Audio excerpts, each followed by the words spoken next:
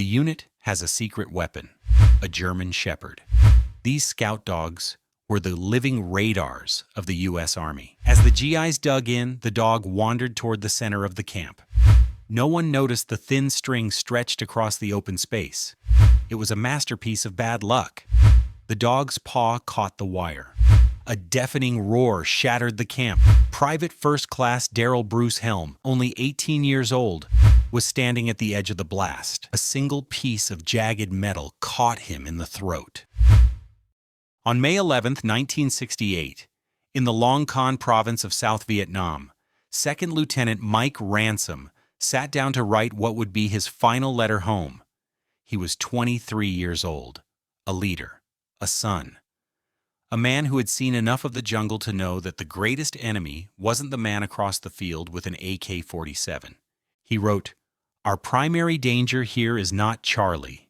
It's the ground. It's every leaf, every branch, every discarded sea ration can. Here, the very earth wants to consume us." 2 hours later, Mike Ransom was dead. He wasn't killed in a glorious firefight. He didn't see the man who killed him. He simply took one step, a single, unlucky step, and became a statistic. During the Vietnam War, 11% of all combat deaths and a staggering 17% of all wounds were caused by booby traps. In 1965 alone, that number jumped to 70% for some Marine units. This wasn't just warfare. This was a laboratory of torture designed by a force that couldn't match America's steel. So they weaponized America's psychology. Today, we aren't just looking at the history of the Vietnam War. We are looking at the brutal, low-tech ingenuity that brought a superpower to its knees. This is the story of the Vietnam War, through its most terrifying weaponry. To understand the terror, we have to go back to April 12, 1968, Tuatin. Acting Sergeant Richard Detelli is leading his unit to set up a command post at Els Cayon. The unit has a secret weapon, a German Shepherd. These scout dogs were the living radars of the U.S. Army. They could smell the adrenaline of an ambush, the North Vietnamese tobacco, or the cold steel of a hidden rifle. But the Viet Cong were learning. They knew the dogs were good, but they also knew that a dog is still a dog. As the GIs dug in, the dog wandered toward the center of the camp. No one noticed the thin string stretched across the open space. It was a masterpiece of bad luck. The dog's paw caught the wire. A deafening roar shattered the camp. Shrapnel sprayed in every direction at 8,000 feet per second. Private First Class Darrell Bruce Helm, only 18 years old, was standing at the edge of the blast. A single piece of jagged metal caught him in the throat. Sergeant Detelli knelt over him as the medic arrived, but there was nothing to be done. Helm died in the mud, a boy who had just arrived in country, killed by a trap set days, maybe weeks, before he even stepped off the plane. This was the invisible war, and the Viet Cong were just getting started. The Viet Cong were masters of asymmetric warfare. They knew they couldn't win a conventional battle against American tanks and B-52s. So they went back to the Stone Age. You've seen them in movies, but the reality of the punji stick was far more clinical. A punji stick was a sharpened stake of bamboo or wood, fire-hardened to the strength of steel. Here is the grim logic. The Viet Cong didn't want to kill you with a punji pit. A dead soldier is removed in a body bag. A wounded soldier. He requires a 4-man litter team, a medevac pilot, and a surgical staff. He drains resources. He kills morale with his screams. The Viet Cong often bent the tips of the stakes or added barbs. Once it went through your jungle boot and into your foot, it was physically impossible to pull out without tearing the tendons to shreds. But the real horror was biological. They would smear these stakes with human feces or water buffalo dung. Even a minor scratch meant a massive infection. In the 90% humidity of the jungle, gangrene set in within hours. If the trap wasn't below you, it was above you. Imagine a 10-foot stalk of bamboo, bent back under hundreds of pounds of tension like a giant archer's bow. Across the trail, a tripwire. When triggered, the bamboo whip would snap across the path at the speed of a car crash. At the end of the stalk, long, poison-tipped spikes. It didn't just hit you, it impaled you at chest height, often throwing the soldier several feet into the brush. Then there were the gravity traps.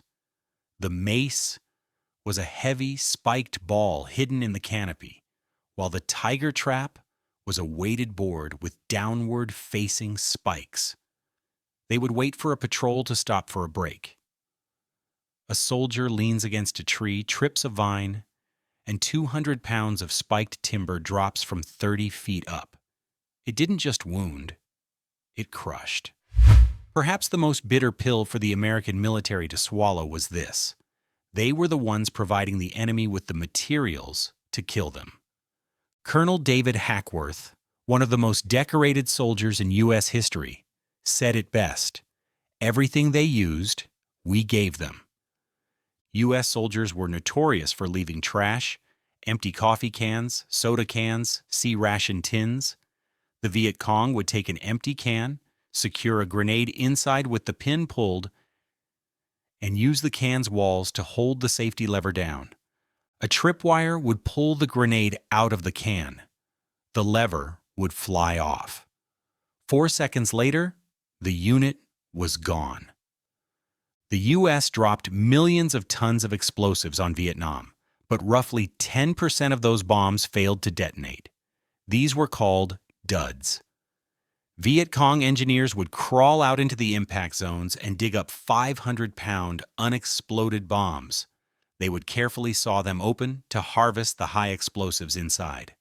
A single unexploded U.S. bomb could provide enough TNT to create hundreds of mines. The very ordnance meant to search and destroy the enemy was being repackaged and sent back to the Americans, 1 foot at a time. Some of the most effective traps were the smallest. The cartridge trap was a simple piece of bamboo, a nail, and a single rifle bullet. It was buried in the mud, with only the tip of the bullet poking out. When a GI stepped on it, his weight pushed the bullet down onto the nail. The nail acted as a firing pin, igniting the primer.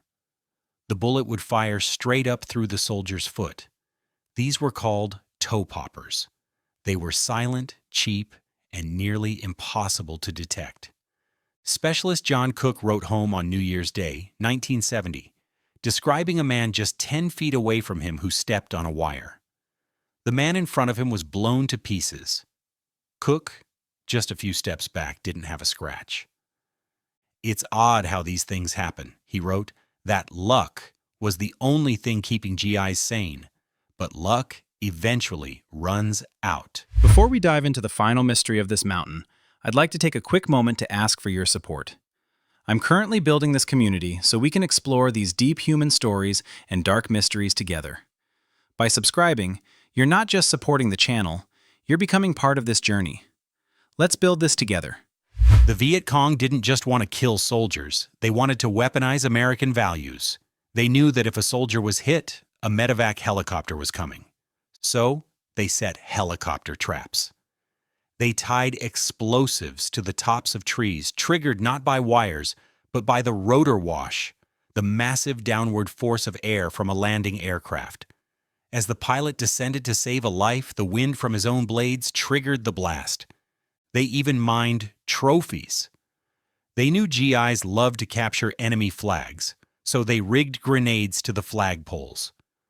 When a soldier victoriously pulled down the colors, he was met with a blast that ensured he'd never go home. Even the dead weren't safe. Grenades were slipped under the bodies of fallen soldiers, waiting for the recovery teams to lift them onto a stretcher. It was a level of psychological cruelty that made every act of humanity a potential death sentence. If the surface was a minefield, the world beneath was a tomb. The tunnel rats were the men tasked with clearing the miles of underground networks. They went down with only a flashlight and a pistol. Inside, they found U-turn traps filled with water, reservoirs of poison gas, and venomous snakes tied to the ceiling by their tails. In the pitch black, a soldier would brush against a snake, and the bite would be necrotic in minutes. The psychological toll was immeasurable. Many came home but could never sleep in a room with a closed door again. It was a culture of fear that transformed every blade of grass into a potential threat. Mike Ransom's story ended in May 1968, but the legacy of Vietnam's booby traps continues. Thousands of these devices remain in the soil today, still claiming lives decades after the war ended. This wasn't just a war of ideologies, it was a war of friction. The Viet Cong didn't need to destroy the U.S. Army in a single blow. They just needed to make the cost of every single step too high to pay.